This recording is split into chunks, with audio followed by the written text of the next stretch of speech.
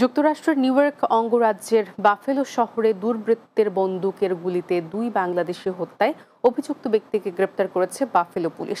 সোমবার বিকেলে buffalo city কোর্টে তাকে হাজির করা হয়। স্থায়ী ঠিকানাহীন ৩১ বছর বয়সী ডেল কামিংসের বিরুদ্ধে অবৈধ অস্ত্র ব্যবহার করে হত্যাকাণ্ডে অভিযুক্ত করা হয়েছে। শুনানির পর শুক্রবার পর্যন্ত জামিন ছাড়াই তাকে আটক রাখার নির্দেশ দেন বিচারক।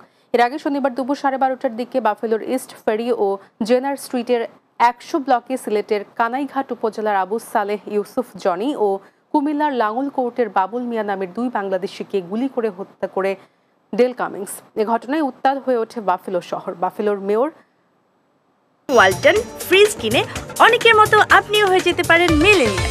সেরা পণ্যের সেরা অফার। বাইরন ব্রাউন বলেন, গুলিতে নিহতদের একজনের স্ত্রী সন্তান সম্ভাবা।